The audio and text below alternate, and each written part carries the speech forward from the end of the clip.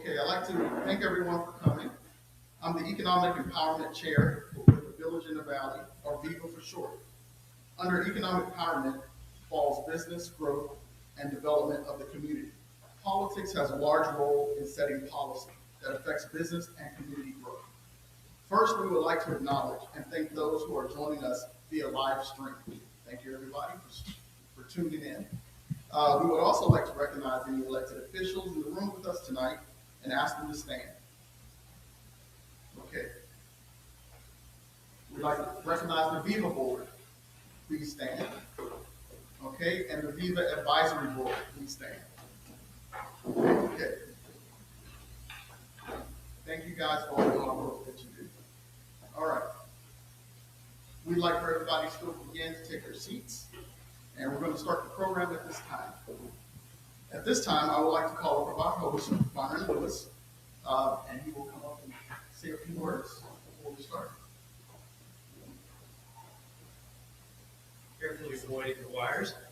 I want to thank you guys for being here. Edwards is happy to host. When I was asked to serve on the advisory board at VIVA, I was intrigued, and I want everyone to know I've learned a lot. And the organization's purpose is unity, unifying different groups in the community. So I agree with the statements about how elections are vital to business. All candidates were invited. There's no political position being taken by VIVA, and this will be a fair and even debate to give you an opportunity to meet the candidates and make your own decisions. And if you have a chance, come to a VIVA mixer and meet a lot of interesting people and learn a lot. Thank you for being here.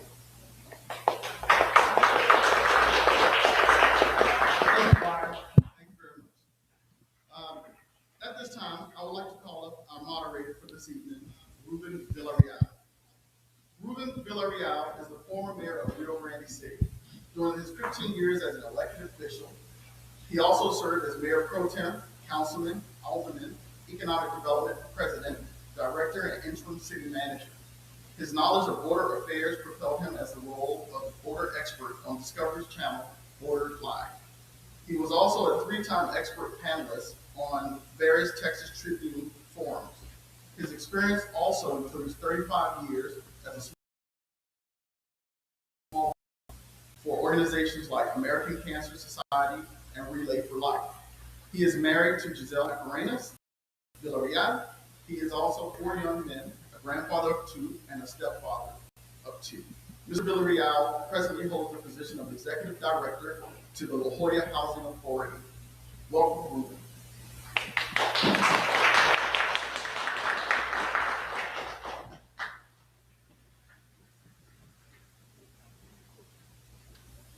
Good evening. Good evening. And let me get organized here. Thank you, Dr. Cherry, for that welcome.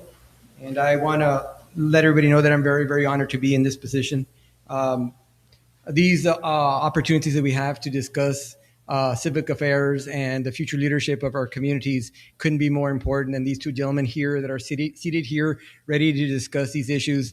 It takes a lot of gumption and grit, and it's difficult, and I congratulate both of you. And let me get on to the script that I have here. Good evening and hello, bienvenidos, and welcome to the political debate for the Edinburgh mayoral candidates, sponsored by Village in the Valley, or VIVA for short. My name is Ruben.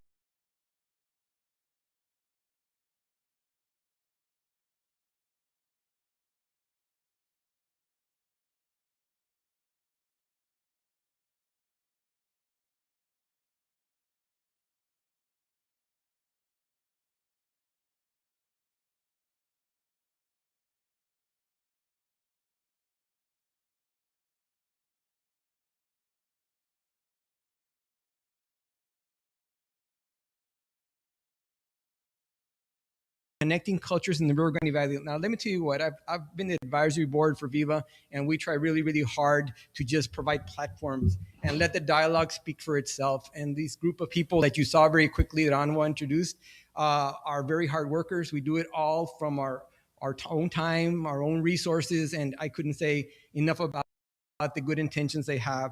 So their vision is to be a beacon of unity of the Black community in the Rio Grande, but I will say they embrace everybody, regardless of color.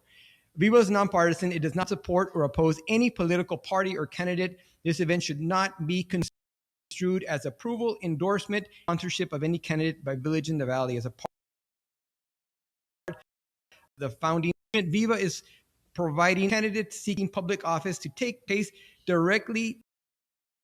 Now, that sums it all up. I'm going to go over some basic ground rules. Here are the ground rules, candidates. Each candidate will have 2 minutes to introduce themselves. 2-minute opening statement. Following that, we'll go into our cross-talk question debate mode. I will take 1 minute to read the question. Candidates will have 4 minutes collectively. That means 2 minutes apiece for the answers, and you'll have a 2-minute closing statement. The first set of questions will be given by me. If time permits, we will take questions from the live stream audience. The question sorter, Teresa Gatlin, raise your hand, Teresa. There you go.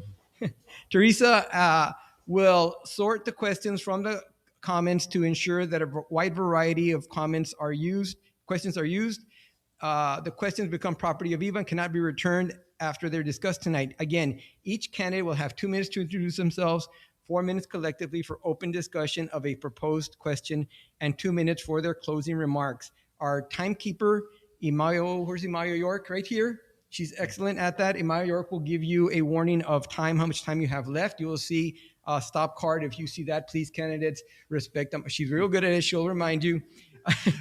And I ask everybody that we respect each other's time and our conversation dialogue here. Now, for the candidates, if you would like to for me to repeat the questions, just please ask, and do not feel that you must use the entire 4 minutes for the discussion. We expect the audience to give speaker an opportunity to be heard. This is not a town hall meeting, so comments from the live audience will not be accepted. So please, let's respect the ground rules that you see here. Also respect our time limits. Please hold your applause until the very end. So now you know the format.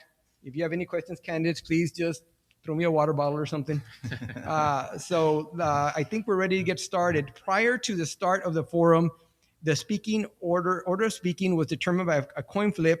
And according to this information I have here, the first person to speak to my left will be Mr. Gilberto Enriquez. Sir, the floor is yours. Thank you, sir.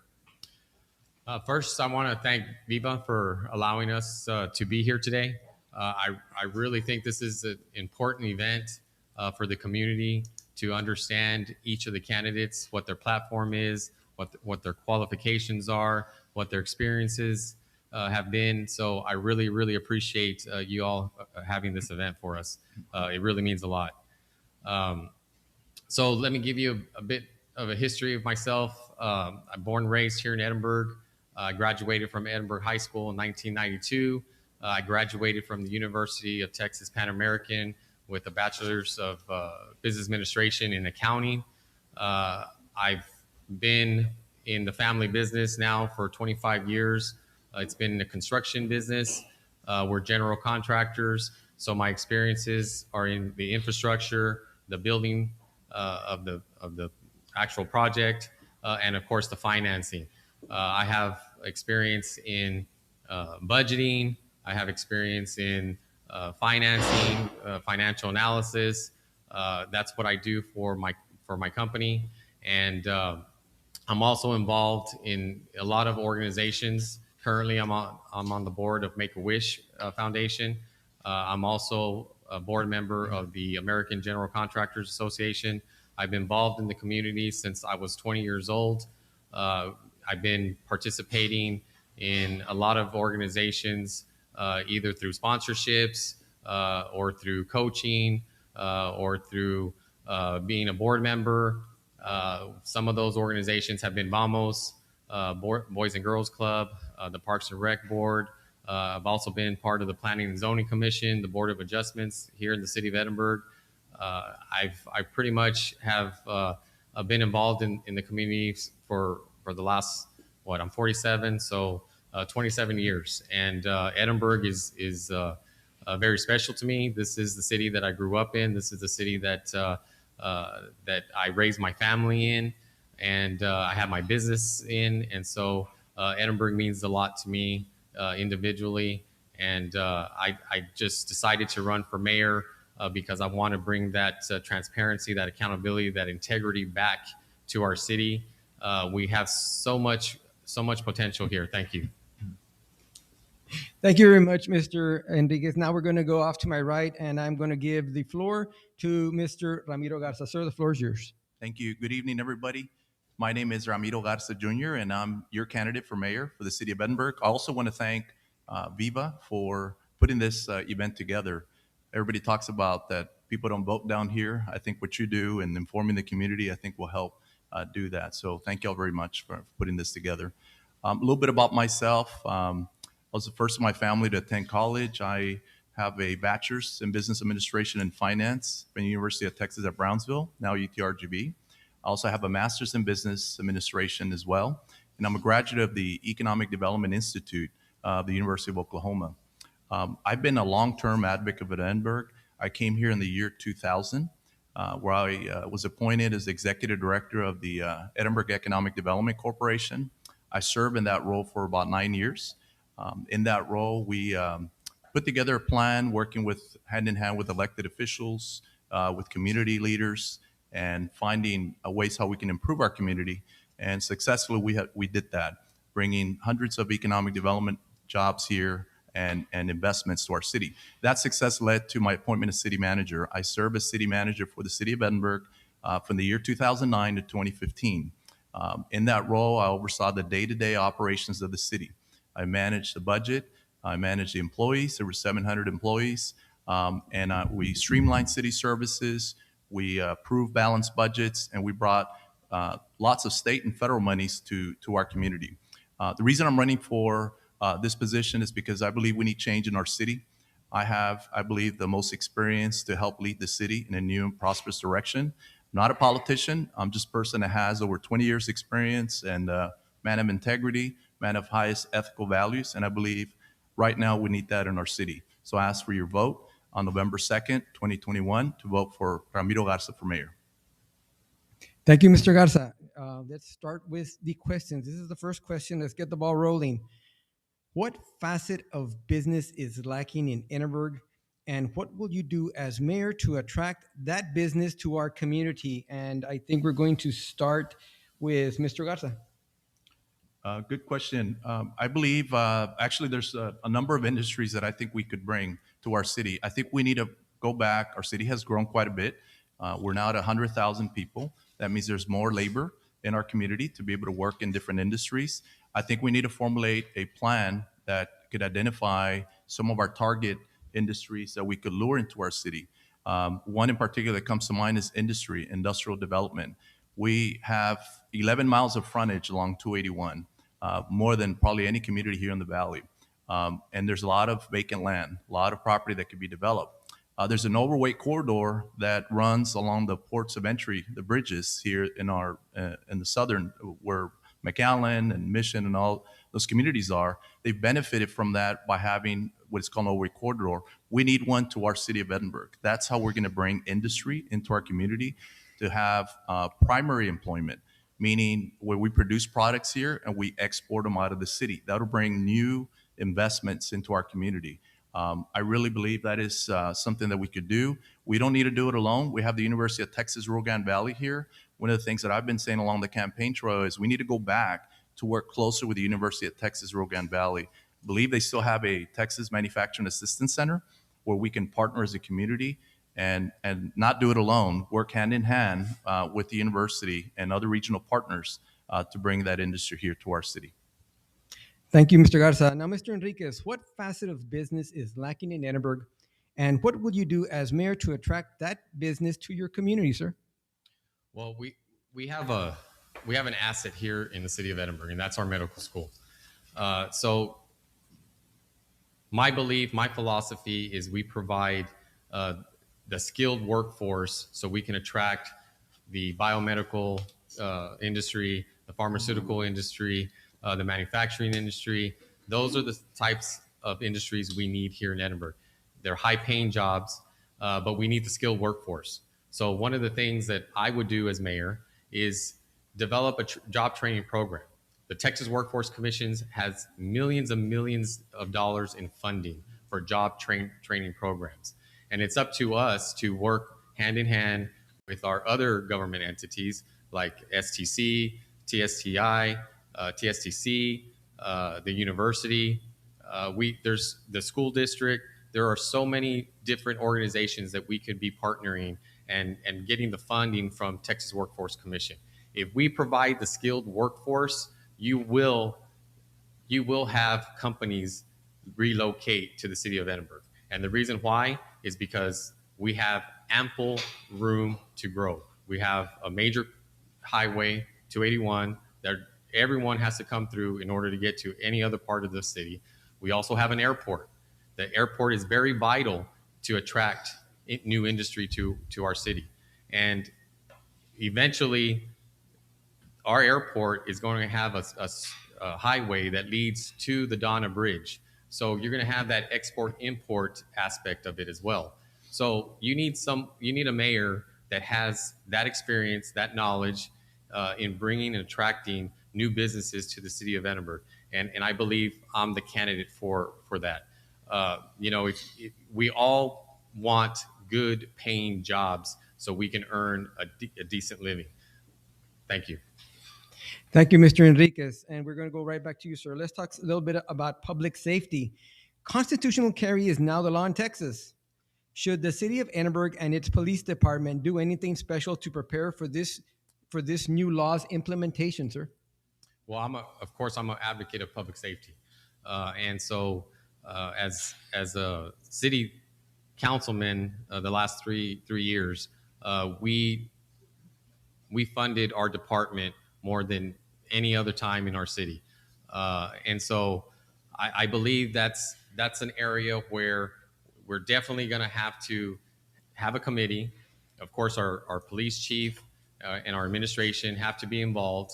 And we need to discuss because, having an open carry law that we have here in Edinburgh, or here in the state, that can bring a lot of different problems and to our city.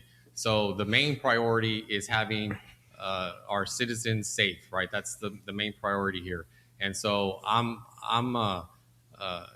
willing to bring everyone to the table. Let's discuss it and see what we can do to help our police, because the last thing we want is for our police officers to be in danger when someone's carrying and they not know. So it's very important that we set some standards and we're able to communicate those standards with the public.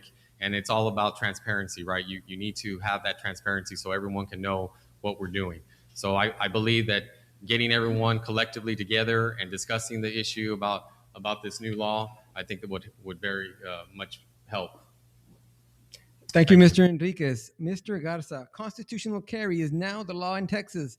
Should the city of Edinburgh and its police department do anything to prepare for this new law's implementation, sir?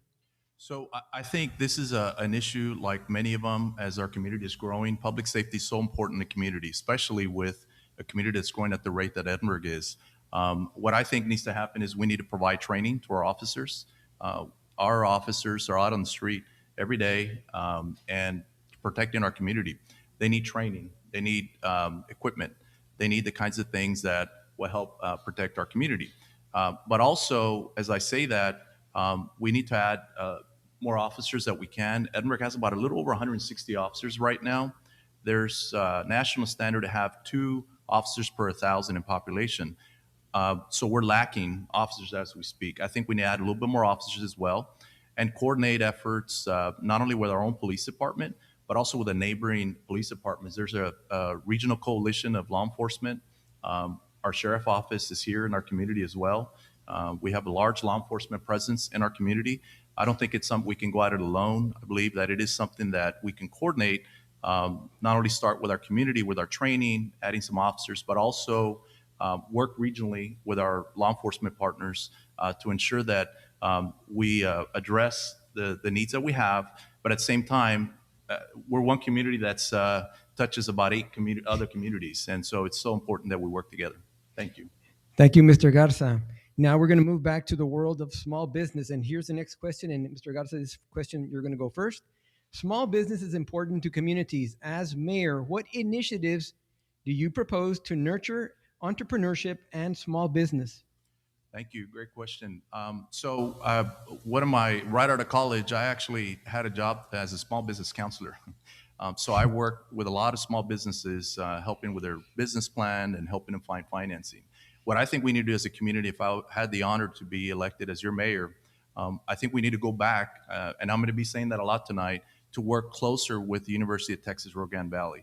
The university has a small business development center and has numerous other resources that I believe we need to bring closer to our city. One of the ideas that I have is having a resource business center in our community, so that if someone wants to start a business or someone wants to invest in our community, we bring the city departments that are involved, not only with the permitting process, but also with the review process for their business. If it's a restaurant, the health inspector, those kind of things. But at the same time, have the university counselors, they're called small business counselors, be present in the same facility, so that a person that walks into that center is able to not only get assistance to start their business, but also have the city departments there to advise them about the location where they're going to be operating. The other thing, too, is we need to partner with lending institutions, small business micro entrepreneurs. There's an organization called Lift Fund, which used to be Acción Texas. I believe we need to bring them into our city. They provide small micro loans to small businesses that wouldn't otherwise be able to get loans from banks. They're just considered non-bankable. I think we need to have that as part of a resource center, and I would fully support utilizing that center to promote our community. Thank you very much, Mr. Garza. Now, Mr. Enriquez, let's talk small business. Small business is important to communities. As mayor, what initiatives do you propose to nurture entrepreneurship and small business, sir? Well, for a business, the two most costly expenses in any business is advertising and taxes. And when I say taxes, I mean your property taxes, your sales tax, your payroll tax. Those are real expensive items or facets of business. So one of the things that I would propose is that through I Shop Edinburgh campaign, that we help our businesses, our local businesses, with advertising, and that becomes efficient. The more companies that are part of this campaign, the less they pay in advertisement expense. The second one is having a sales tax grant reimbursement. So if you're paying your sales tax on time, if you you develop a formula that stipulates that if you're paying your sales tax on time, you get a certain amount of that money back.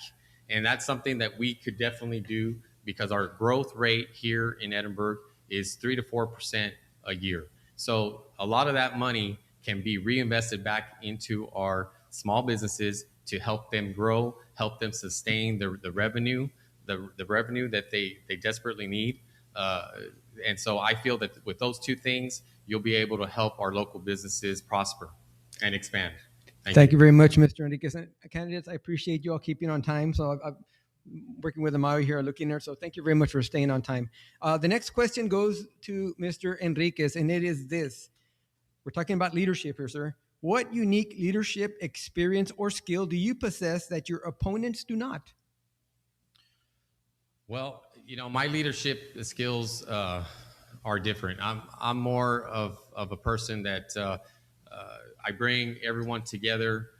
We talk about the issues, and then, of course, as a mayor and a council, you make the final decision.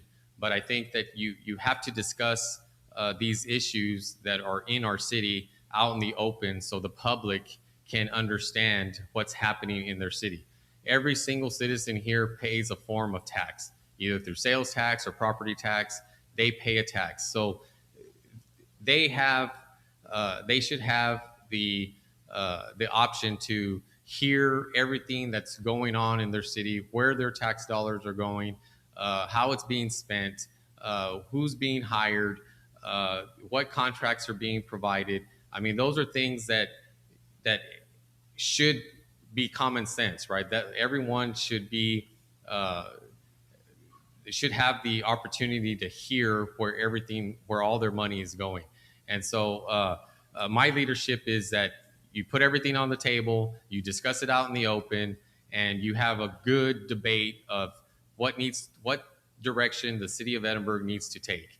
And once you do that, I think you'll have a lot more involvement through the community. More people will get involved, and you'll have a better fairness, equity overall in the city of Edinburgh.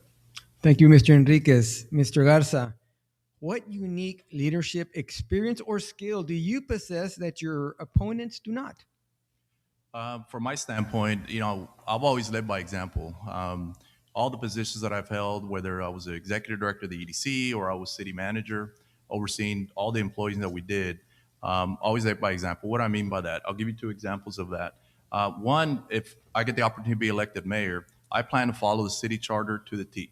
The city charter advocates that you have the mayor and the council that appoints a city manager to run the day-to-day operations of the city. From when I say lead by example, we need to trust in the people that we hire to do the job that they're going to do and bring together their talents and their strengths to how we can improve our organization, in this case, the city and the community as a whole, together. Too many times, I think leaders, I believe, micromanage and go in and try to do the job that others need to do.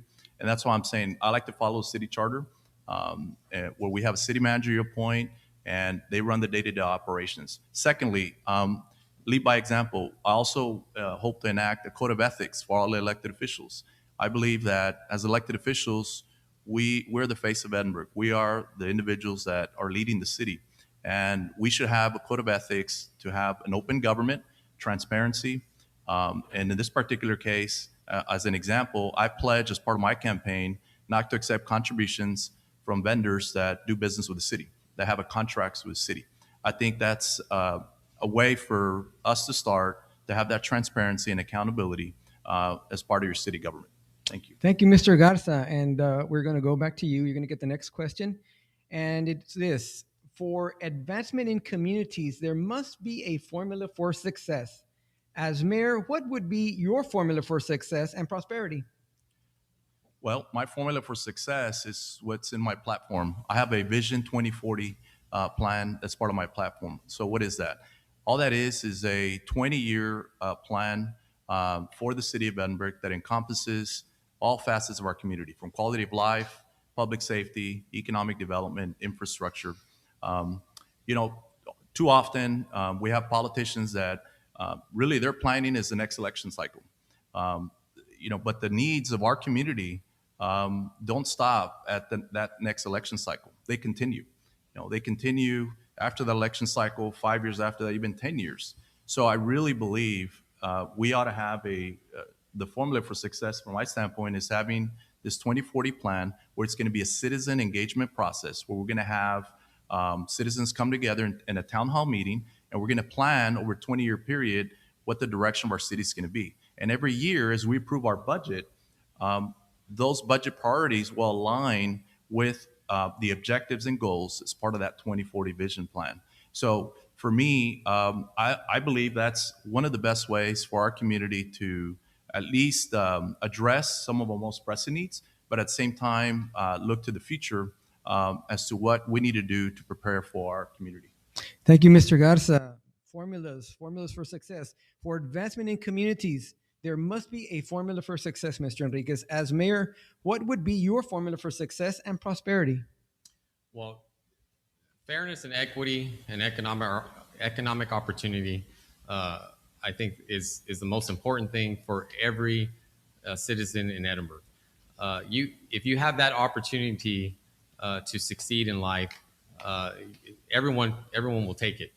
Everyone wants to prosper. Everyone wants to earn a decent living. So I think fairness and equity is the most important aspect of any city. If you give the people the opportunity to succeed, they will. And it's up to the city leaders of Edinburgh to provide that opportunity. Now, what those individuals do with that opportunity, of course, it's up to them. It's up to that individual. But you should be giving the same playing field, the same level playing field to every citizen of Edinburgh. Everyone deserves the opportunity to succeed. Everyone deserves to earn a decent living. And it's up to us as city leaders to not segment certain a certain population in Edinburgh and say, you know what, you're not worthy of this opportunity. Everyone should be provided that opportunity. And I feel that if you do provide those opportunities, Edinburgh as a whole will prosper. Thank you. Thank you, Mr. Enriquez. Thank you. Next question, we're going to start with you, Mr. Enriquez. And the question is this. The city of Edinburgh and UTRGV has strong connections going back decades. Hence, just weeks ago, UTRGV announced the possibility of adding significant college sports, namely football, swimming, and diving, to universities' athletic programs. What do you feel would be the economic impact, if any, to the city of Edinburgh should this collegiate sports proposal pass and become reality? Well, I sit on the UTRGV Athletic Director Council, and so we were privy to a lot of these negotiations that were happening behind the scenes. So this is a tremendous opportunity for the city of Edinburgh. When the medical school was brought here to Edinburgh, that created a lot of new opportunities for the city of Edinburgh, and it's up to those leaders that were behind the dais that are going to be running now, that are going to be the future leaders of Edinburgh, to expand on those opportunities. And so, what I would say is that the expansion of the university will only help enhance the economic opportunities for Edinburgh. And if the city of Edinburgh can provide either financing of some sort or training or any other aspect, I think it's a win-win for the city of Edinburgh as a whole. If you build a stadium here in Edinburgh, you're going to create more businesses popping up. You're going to have more people from out of town coming in, shopping in our city, staying in our hotels. I mean, just the economic impact is just going to be very, very good for the city. And so you want to cultivate those relationships with the university and make sure that you have someone that they respect and they're able to sit down at the table and negotiate these things, because everything that you negotiate with the university has to be beneficial to the city of Edinburgh and to the citizens. It can't be a one-way street. It has to be beneficial to both the university and to the city of Edinburgh. And that's what I believe. Thank you very much, Mr. Enriquez. Mr. Garza, the city of Edinburgh and UTRGV has strong connections going back decades. Hence, just weeks ago, UTRGV announced the possibility of adding significant college sports, football, swimming, diving, to universities' athletic programs. What do you feel would be the economic impact, if any, to the city of Edinburgh should the collegiate sports proposal pass and become reality, sir? I think it would be a very positive economic impact for our city, just like so many other investments that the university's made into their programs. It's one of those things that I keep on mentioning the university. University of Tech, we're home to the University of Texas Rogan Valley, and I don't believe we ever maximize the partnerships of having the university here. This in particular with sports, I think it's a great opportunity. It's going to add to our economic indicators here in our city. Hopefully it'll bring tourism, add more hotels to our community. So I think it may bring a whole level of economic activity that we currently don't have. If you look at other collegiate towns around the country, they've all found ways to partner with the university and bring those here. My only thing with that program is that I just would hope that it is fully funded. Most of these programs that are created by the university, for different reasons, never have all the funding they need. And so I am hopeful as mayor that we can partner with them and find a way for the UT system to really invest in this and make it a full program, so that we don't have to raise other monies locally. I know we still have to raise monies, but when other programs have started similar to this in other parts of the state, they've been fully funded. So like all the time, the Rogan Valley, we've always, I don't think we yell loud enough. And I think as your mayor, I would work with our partners. This is not something, I think this is something to help Edinburgh, but I think we need to partner with our neighboring communities because the impact is not only going to be in Edinburgh, but it's going to be felt throughout the county and the Rio Grande Valley. Thank you, Mr. Garza. This is the seventh question, the seventh inning stretch. So I want to congratulate both of you for your responses. And I want to thank everybody watching out there and the audience here. Thank you very much for participating. Let's go on to the question number 7. And this for you, Mr. Garza. As of late, the city of Edinburgh has had several high-profile issues grab the attention of many. What will you do as mayor to instill a sense of stability, of trust, and of purpose? Thank you. Good question. I'm going to go back to my 2040 vision plan. I really believe in citizen engagement. I think we need to set the tone from when we get elected as officials. We need to be transparent in our government. One of the things that I think is important is having an open and transparent government. I'll give you one example of that. The city of Edinburgh used to, when we have our meetings, conduct our public meetings, we have the public section of the meeting, then we have a closed section of the meeting, which is called executive session. That's where you discuss litigation, real estate, economic development matters, and all those things. Currently, those closed sessions are only recorded by minutes by the attorney when they used to be tape recorded. I think we need to bring back the recordings, bring back the recordings so that we can have that open government that I think all of us deserve. I think that'll set a tone of that we're open government and we need to build that trust in the community. I think that's one way to do that. The other way is we have a website. We have so many things that are now available online. We need to have all our documents online, not just, and one of our highlights, I think, when I served as city manager, we were able to put not only our agendas online, but our agenda packets, and then on our videos as well. But we need to continue that, to have an open, transparent process, and so that people get more engaged, in their government. Because I think when they get engaged, then they feel they're a part of the process. And I feel strongly of that, and I really would advocate to make sure we have an open and transparent government. Thank you, Mr. Garza. Mr. Enriquez, as of late, the city of Edinburgh has had several high-profile issues grab the attention of many. What will you do as mayor to instill a sense of stability, of trust, and of purpose? As of 2017, I've preached from day one transparency and accountability. I believe if you provide those two aspects, the citizens of Edinburgh will get engaged.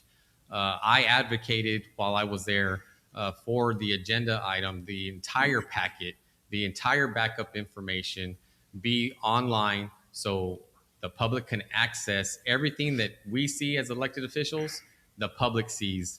And I believe that is a true form of transparency. Once you do that, you'll engage the public. And I truly believe the public is engaged. They just want to hear debate. They don't want to hear, a yay and a nay. They want to hear dialogue from their elected officials. If there's an agenda item on the table, let's discuss it. Let's inform the public of what that agenda item entails.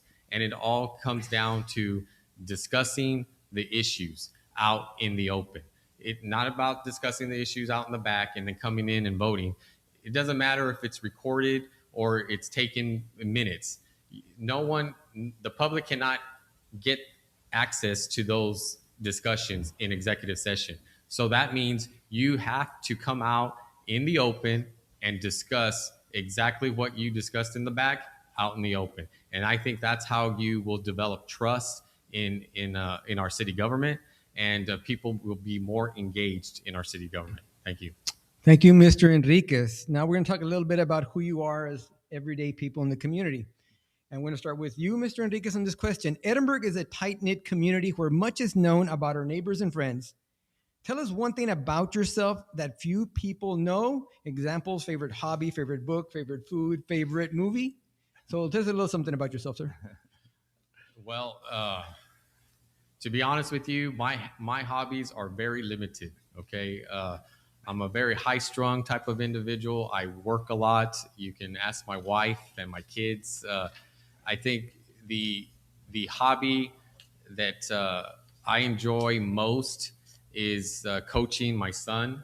and my daughter when she was younger. Now she's at Baylor. That's why I'm wearing the Baylor shirt here. So very proud of my kids. I think that's something that helps me relax, is being with my kids, coaching them, and I other hobbies, other things that people might not know about me. I'm a mama's boy, always been a mama's boy. I'm not afraid to say it. I was actually at St. Mary's University, and I was there for about 2 weeks, and I drove back home because I couldn't stay away from my mom. Best decision ever. I don't regret anything at all. And so those are probably the two things that people don't know about me. Thank you very much, Mr. Enriquez. Mr. Garza, Edinburgh is a tight-knit community where much is known about our neighbors and friends. Tell us one thing about yourself, sir, that few people might know. Hobbies, favorite book, favorite movie, favorite food. Tell us something, sir. A couple things. I like to stay active. So for those of you who don't know, I go out for early in the morning. I wake up early and I go for walks or just get my head straight for the day. I try to do that every day if I can. And that is probably, I guess I'll call that a hobby because I just tend to do that to try to stay active. I love boxing. Some people may not know that. Boxing is, I've just, anybody that's boxing, I'll watch it. It's a big thing for me, and any sports, but there's probably boxing almost every weekend now. So I really enjoy that. And of course, I enjoy all the other sports, but people do see surprise when they know that I like boxing. So, but other than that, I think those are two things that I could share right now. Very good. Thank you, sir. Very insightful by both of you. Thank you all very much. Question number 9 is going to start with you, Mr. Garza, and here's the question. This past summer, the Edinburgh City Council considered an ordinance dealing with abortion. As mayor, would you entertain and support similar far-reaching and perhaps controversial initiatives? No, sir. I would not. And the reason is that is an issue that I believe is not in the purview of city government. Our city government is here to improve our city streets, our drainage, services that we provide for you, trash pickup, all the things that we do as a community. I don't believe that we should politicize City Hall with issues that we have as a city any power or authority over. And that's how I feel about that. I think that we need to move. There's so many needs in our community. There's so many things that we need to do to improve upon our community. And I don't believe that I would be supportive of introducing measures like that. Thank you very much, Mr. Garza. Mr. Enriquez, this past summer, the Edinburgh City Council considered an ordinance dealing with abortion. As mayor, would you entertain and support similar far-reaching and perhaps controversial initiatives? Absolutely not. The city of Edinburgh is nonpartisan. I mean, our objective as city leaders is to provide infrastructure, public safety, quality of life projects, lowering our tax rate. Those are the things that the city elected officials should be concentrating on. Those national issues are irrelevant to the things that the city of Edinburgh has authority over. I believe that that issue was brought up just for political purposes. It wasn't other than that, and it's a shame that we had to bring that into our city when we have so many other needs. We have flooding issues here in our city. We have economic growth issues here in our city. We have street issues. I mean, we have a lot of issues that need to be addressed, and just bringing that to the table at this point in time just really upset me, to be honest with you, because my personal beliefs, my religious beliefs should not impact my decision making for the citizens of Edinburgh, because we're just here to provide the basic services. And I just felt that it was something that was political in nature, and it was very disappointing to hear that they brought it up to our council. Thank you, Mr. Enriquez. Thank you both on that question. It's a difficult one. We're going to move on to the next question, and this goes with you, Mr. Enriquez, and it's about election integrity. Election integrity has become a big priority for the state of Texas, exemplified by the recent signing into law of the much discussed Texas voting legislation. What will you do as mayor during this election to ensure fairness and transparency in the voting process? Well, as a candidate, I'm gonna campaign according to what the laws are, the election laws are, and that's what I can. That's the only thing I can do right now. But I would hope that the people that are voting, that they are able to vote, that they're registered to vote in the city of Edinburgh, and they come out and exercise their right to vote. Uh, it's it's very important that the election integrity, especially in this election in the city of Edinburgh, is there. The people in Edinburgh have to be assured that their vote counted, that their vote was registered, and their vote went to the candidate that they voted for. They have to feel a sense of assurance, and it's up to the election judges. It's up to our elections department, our county elections department, to make sure those things are upheld. And as a candidate, I'm gonna be doing what I need to do for my campaign. I'm not gonna be worried about anything, all the other noise around me. As long as I know I'm doing everything within the law, I feel good about it.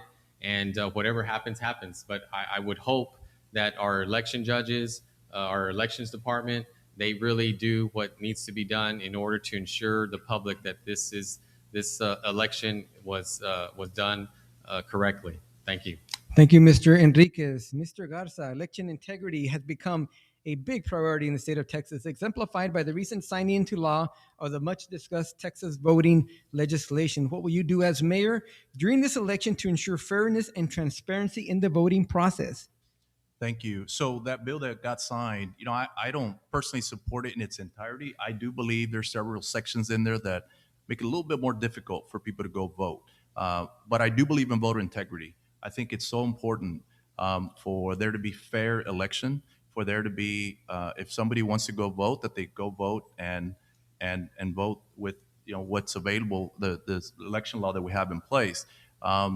Just like my opponent said, I also would follow the election law, whatever it is. We will follow it and hope that the election judges and the election officials ensure that we do have a fair and impartial process. As I mentioned, voter integrity is so important. I think that people, when they go vote, should go vote free of any intimidation whatsoever. A lot of people, there's people, I've been out there campaigning, and there's people that still believe that people will know how you vote. And I've been telling them, nobody knows how you vote. They know that you voted, but they don't know that how you voted. But there's still people that, for some reason, they believe that. So it's an education process. And that's why I say I believe in voter integrity, free of any intimidation. It's important that, here we're talking about, increasing the voter participation in the process. That's the way how we can do it, having a fair election and ensuring that every person that's going to vote, their vote is going to count, it's going to be counted.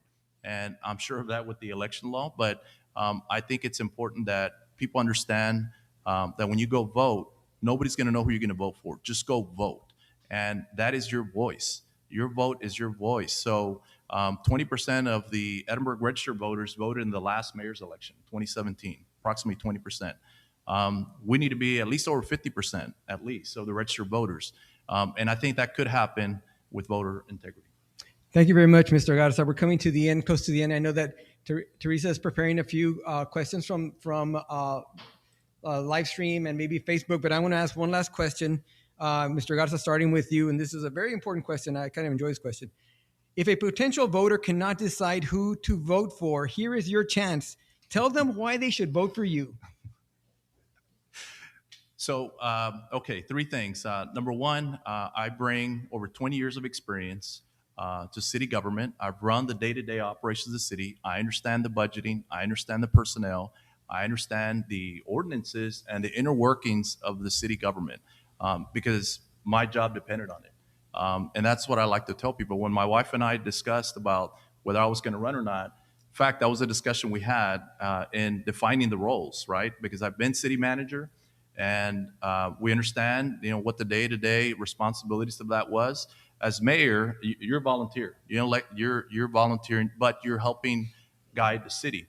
And I believe with the 20 years of experience that I have, with the integrity that I have, with the highest ethical values that I have, I believe that I'm in a unique position to help lead this city in a new and prosperous direction.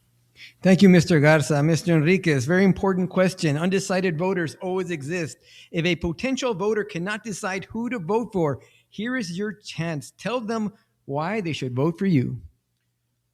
Well, if you want fairness, if you want equity, if you want transparency, if you want accountability, then I'm your candidate. I've been fighting for those characteristics, those aspects since 2017. And you can see it online, on the meetings, every single meeting, that I asked the questions, I held people accountable, I asked for fairness, I asked for equity. I believe that those are the most important aspects in any city in order for you to grow and thrive, and for everyone to have an opportunity. And so if you're looking for someone that's going to fight for you, that's me. I'm the candidate. I'm the one that will fight for you. I have no self-interest, and probably all the people that have an interest in the city aren't supporting me. I'm looking for those individual voters to come out and vote, because I'm going to be fair and equitable across all the spectrum. And if you really want change in the city of Edinburgh, then you need someone like me in order to facilitate that, because I'll put everything on the table. I'll be transparent. You'll know how your city is being conducted, and you'll know exactly where your tax dollars are going with no questions asked. So if you're looking for that type of candidate, I'm your person. I'm your guy. Thank you, Mr. Enriquez, Mr. Garza, on that question. Now I want to get some questions here from either the live stream on Facebook. I'm not sure where they came from. They came from Teresa Gatling. That's where they came from. And Mr. Enriquez, we're going to start with you. It's not on my list of questions, but I'm reading them for the first time, so bear with me. I haven't seen them either. Okay. The city of Edinburgh spends $22.7 million a year on police, which is more than 1/3 the city's budget, for almost 4 times as much as any other city expenditure. Do you consider this spending to be an appropriate amount? And would you consider reallocating funds to social programs to help the citizens of Edinburgh, given that almost 1/4 of the people in Edinburgh live below the poverty line? Well, I'm an advocate for public safety. So I think the budget that we have right now is not enough. I think there's a lot of needs in our public safety department that require additional funding. So reducing the funding, I don't think so. I will not be an advocate of that or a supporter of that. If we can spend $46.5 million on an arena, then I think we can go ahead and spend money on our public safety. Because if you don't have safety here, public safety here in the city of Edinburgh, you're not going to attract new development into our city. You're not going to attract new industry in our city. People aren't going to want to build a home here in our city of Edinburgh. So it's important that our public safety keeps up with the growth that we currently have and the growth that we're going to have, because Edinburgh is the only city that has room to grow. We have a lot of acreage, a lot of land north of Edinburgh. And so it's important that our public safety is there and we're funded and we're properly funded, because as we grow as a city, our public safety department has to grow. Our fire department has to grow. Our police department has to grow. We have to build new substations in parts of our city that are lacking patrolling. And so I feel very strongly that our funding for the department, the police and the fire, need to be upgraded. Thank you. Thank you, Mr. Enriquez. Mr. Garza, the city of Edinburgh spends $22.7 million on a year on police, which is more than one-third the city's budget and almost 4 times as much as any other city expenditure. Do you consider this spending to be an appropriate amount?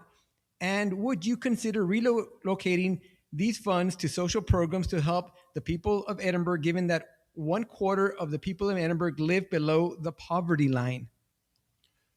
My response to that is I have started looking at some of the financial numbers of the city, and I'm very, very familiar with the budget process serving in that role as city manager. I think at this point, the 22 million, we need to look at a little bit more. That is, I believe, coming from just property taxes. One of the things that I'd like to advocate for is there's so many grants, so many law enforcement grants, not only from state, but the federal government, that we ought to supplement whatever property tax money we put up for public safety to ensure that we're secure in our city. It doesn't have to be 100% property taxes. And so it's a matter of priorities. I think we're able to save and streamline what we do as a community, and especially in public safety. I'll give you an example. The maintenance of the vehicles, right? That's an expense. We also maintain other vehicles like Public Works, our solid waste department. We have a landfill. Maybe we ought to look at consolidating that and figuring out how we can save money by doing that, because we have to maintain a lot of our vehicles in our police department. That will reduce the public safety money, but not reduce protection. It's just becoming more efficient. And I think that's one way how we can find funds to support social service programs, which I fully support in. And I'm glad you asked that question, because as much as the city of Edinburgh is growing, we still have people that live below the poverty line. And I think we ought to focus on that. But what's happened here is there is, as you mentioned, the spending has increased in the city of Edinburgh. In fact, it's increased to the extent that our debt service has increased like 3 times in the last 4 years. And at the same time, our taxes went up by 4.5 cents. And so we really need to reevaluate the budget priorities, and in this case, in public safety, and ensuring that we are maximizing every tax dollar that every one of us here is paying to our city. Very good, Mr. Garza. Thank you very much. And this next question, it's addressed to Mr. Enriquez, but Mr. Garza's next in line to answer. I'm going to ask you first, but I want your comments on this. It's about reducing taxes. So let me ask the entire question. Earlier, we asked you about how you would support small business. Mr. Enriquez responded he would do so by reducing taxes. Let's talk. Can you reduce taxes in the city of Edinburgh, Mr. Garza? You can. Again, it's part of a planning process, right? If you reduce taxes, you have less money to work with. So yes, it can be done. And in fact, I would support looking at any kind of relief that we can find for our residents. Our values have increased, which means there's more taxes. But in this particular case, as I mentioned, our taxes have increased by 4.5 cents in the last 3 years. So it's not just been the values, it's been the actual tax rate of the city of Edinburgh. So is it possible? Yes, it is. Would I support looking at some form of tax relief? Yes, I would. Very good. Thank you very much, Mr. Garza. Mr. Enriquez, earlier we asked you about how you would support small business. Mr. Enriquez responded he would do so by reducing taxes. Could you elaborate on that? Absolutely. So our city has what we call enterprise funds. And we have one department, our landfill, that is equivalent to the bridge in Far, McAllen, Hidalgo. That's our cash cow. That's a department that generates over $23 million a year in revenue. Now, currently, that department supplements shortfalls in our budget in order to balance it. So what I'm proposing is that we lower our tax rate by 10%, okay, and supplement whatever shortfalls we have in, let's say, planning and zoning, engineering, Parks and Rec, any operational department. We supplement those funds through the landfill department. Now, that landfill can also sustain upgrading of their department. It's not just supplementing all the other departments. So that can be done. The other way is our growth. There's a correlation between growth and tax rate. If you're growing, our tax rate should be coming down. We haven't decreased our tax rate by over 20 years. And to me, that's unacceptable. With the amount of growth that we've had, the amount of new homes we've been building, and the amount of businesses that have come in, there is no reason for us to be at 68 cents. We should be in the high 40s, just like our surrounding neighbors of McAllen, Farr, Mission. And they don't have the growth rate that we have. So I believe it can be done. It's just a matter of reallocating our revenue.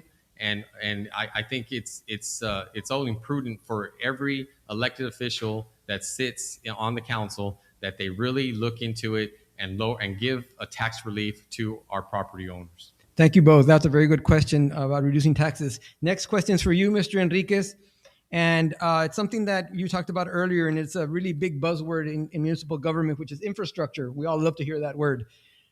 What are your thoughts on creating better drainage in Edinburgh, and how are you going to do that? Well, one of the things I was on the council in 2017 until February this year.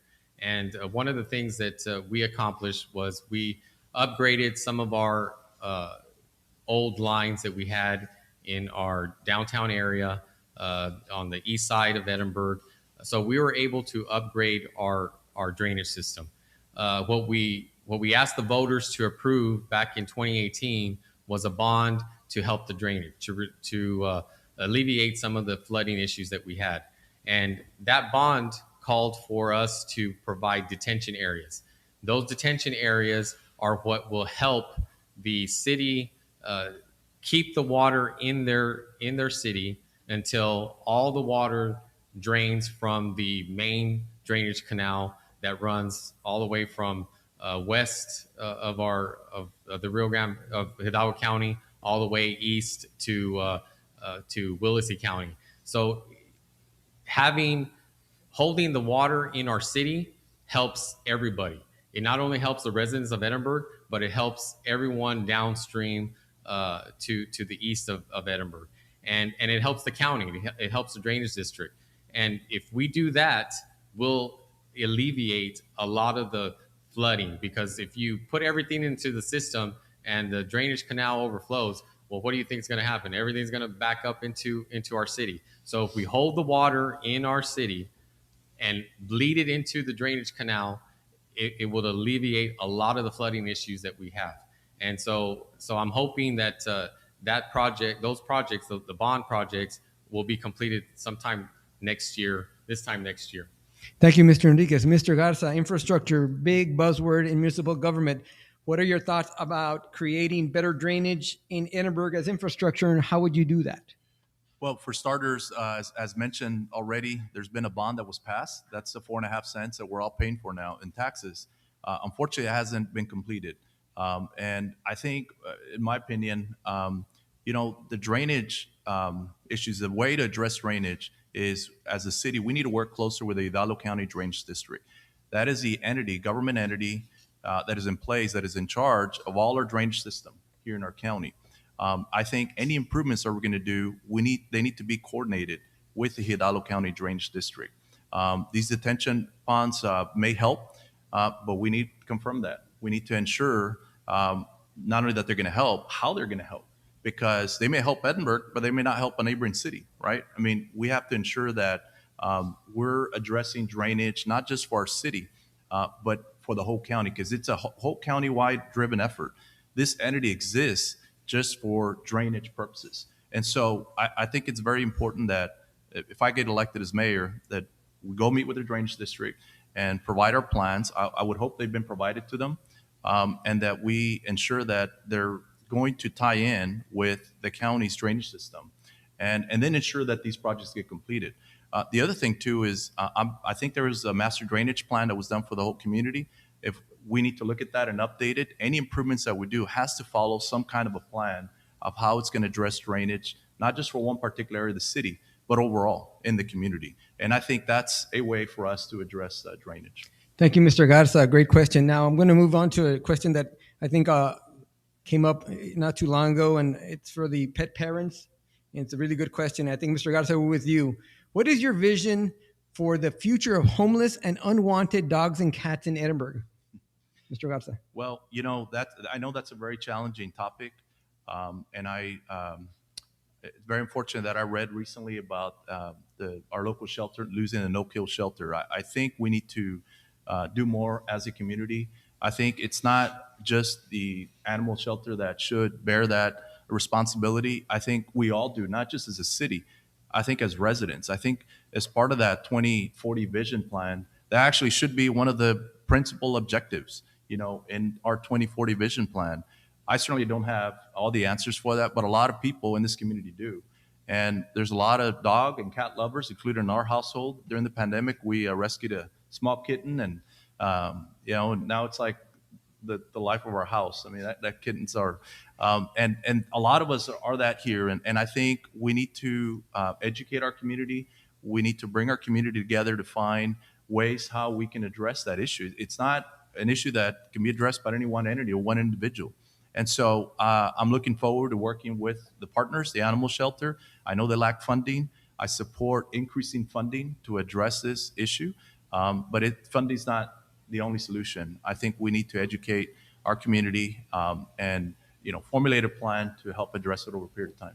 Thank you, Mr. Garza. This is an audience question, by the way. Whoever asked this question, thank you very much. It's a great question. I hear some giggles somewhere. Mr. Enriquez, the pet parents out there, what is your vision for the future of homeless and unwanted dogs and cats in Edinburgh? Well, I'm an animal lover, okay, and so this is very important to me individually, and of course to my kids and my wife. While I was there on the council, we funded our I forget the name of the Palm Valley. Is it Palm Valley, right? Palm Valley, and so it's important that we create education about neutering, spading our pets. And if you have that information out there and you educate and inform the public on these things, I think it would help curtail all these homeless pets that or animals that are out there. And of course, the city of Edinburgh has to do their part too. We have a department that helps with that, and I think coordinating with Palm Valley and all the other entities, I think will help curtail the issues that we've had over the last 5-6 years. And I'm an advocate to help with the funding, but like Mr. Garza said, there's other things that we can do to educate the public, and I'm willing to sit down with those leaders of those entities and really trying to formulate a plan to stop this homeless of pets once and for all here in the city of Edinburgh.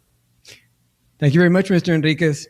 Next question, and we're coming down to the end, but this is the second last question, and this is going to go to you, Mr. Enriquez. It's about first response. What will you do to produce a better response with our ambulance service?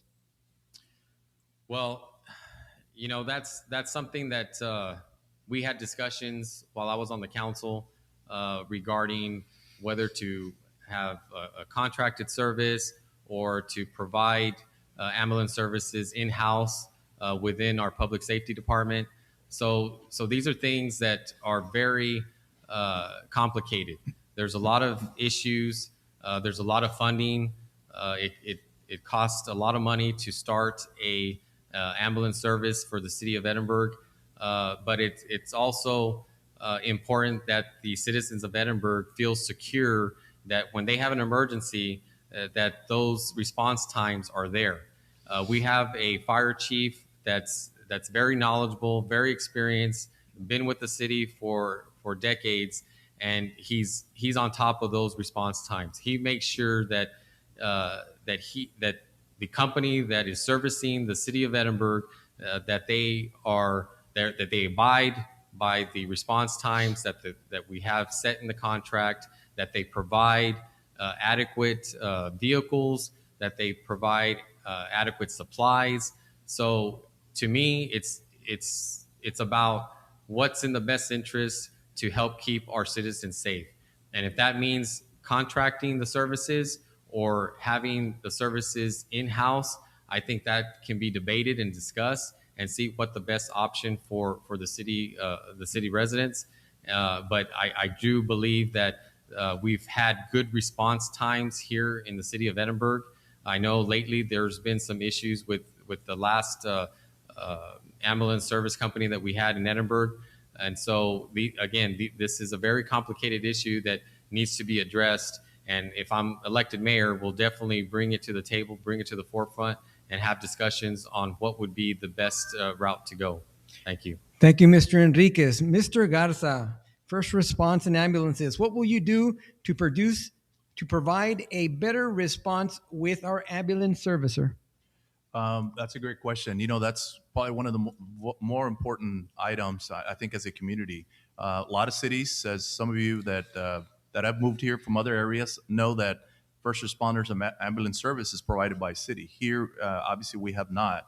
You know, I have to commend our city employees because I will tell you, serving as city manager, a lot of our police department and fire departments serve as first responders because a lot of times we don't have the time, or when they respond to incidents, they're the first to arrive at the scene. So they automatically become our first responders. I believe one thing that we need to do is provide more training, you know, to our, not only our police officers, but our fire department employees. You know, Edinburgh was one of the last communities that had a full volunteer fire department. And over a period of years, we've added paid personnel. And with that has come training, and we still have a volunteer department. I think one of the ways to address this is training. We need to provide training so that we can supplement what the ambulance service company provides to our city. And then second, I don't know, we still have a medical, I think it was an ambulance review panel. We need to bring that back. We don't have it. That's a panel that is made up of medical professionals or residents that evaluate the parameters set in the ambulance contract so that we are staying on top of, you know, what services are being provided by the ambulance company, and supplement and support our fire chief and our police chief that are involved with this to ensure that our residents are getting the response that they deserve. So that's what I would advocate. I think we need more training, and we need to have a panel that we used to have that evaluates this to ensure that we have proper response. Thank you. Thank you very much. Did I ask you a question? I did ask you a question about the ambulance. Okay. Yeah. It's a lot of questions. Okay. You know what? I made a mistake at the end because I was like, wait, where is it? Let me tell you something that these two gentlemen here have stood here, sat here, and answered all these questions. It's a very daunting task. It's hard to be a moderator. It's much, much harder to the seat to my left or to my right. And I do commend them because the answers were excellent. I do congratulate you both. Moving on as we go. Just thank our candidates one more time for their willingness to run for this office, for the willingness to participate here. And I please ask that you give them a big round of applause, everybody that's here. Good luck to you both.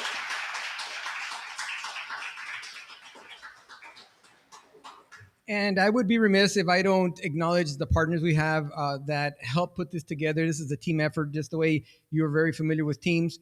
Let me, first of all, thank Edwards Abstract for the use of their lovely facility. We have Byron back there. Thank you very much. Thank you. Mount Olive Worship Center for the IT support, Brother Al. Another city, the city, 97.7 FM KCYP for streaming support, Ronnie O Photography. Ronnie O Photography, I said that right? Yes. Okay.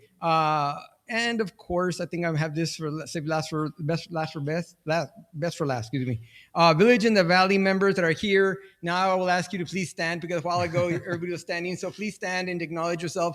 These are the members of Village in the Valley. They put this thing together.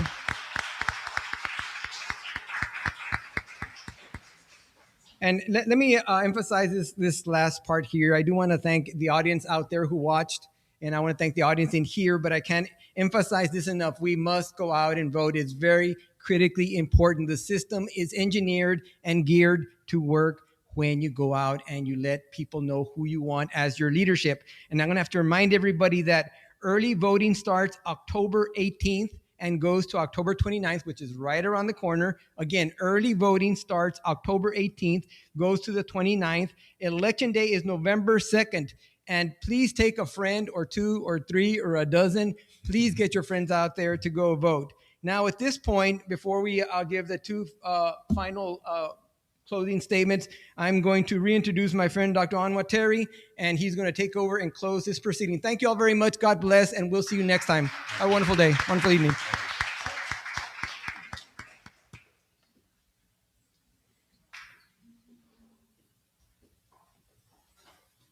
All right. I got to stay on script, everybody. However, I want to say, let's give everybody a good hand. Ruben, can I get that hat? Looks good. I want to say that I want to congratulate the candidates, both candidates here. I mean, you guys did a phenomenal job. You answered these questions well. I learned a lot about Edinburgh, and I think this was more of an educational series instead of a debate. So thank you very much. I mean, I think if I learned a lot, and I am from Mission, I learned a lot about Edinburgh tonight. I'm sure the residents got to learn a lot more as well, and it applies to them directly. Thank you. I would like to extend our thanks to Edwards Abstract Company. All right. And we'd like to have the great honor. Byron, could you come up front? We got a little something for you.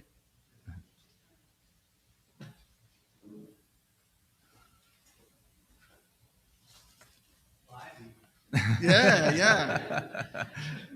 This is a little gift to say thank you for hosting us and letting us use your beautiful building.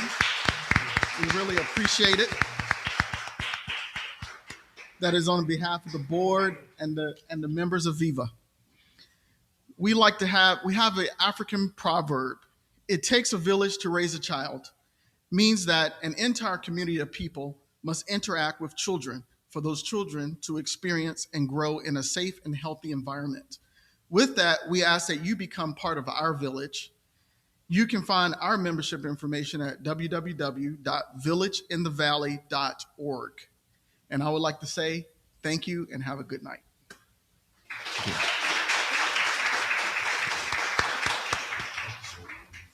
Thank you very much. You did a wonderful job. Thank you. Awesome. Yeah, this was great. This is what it's supposed to be like right here. What's that? This is what it's supposed to be like. Yes, sir. Nice. Y'all did great. Thank you so much. Yes. For And hopefully this increased voter turnout. I hope so. You know, because there was a low voter turnout in McAllen. Yeah. I know. So, Well, but and- at the runoff, we had more people come out. And we anticipate it here too because, it's normally when it's a governor's election, right? A presidential in November, and there's not. It's just a city election. Oh yeah. So but it's going to be a challenge. I hope your organization inspired others to have similar debates because I think it's very important what you did.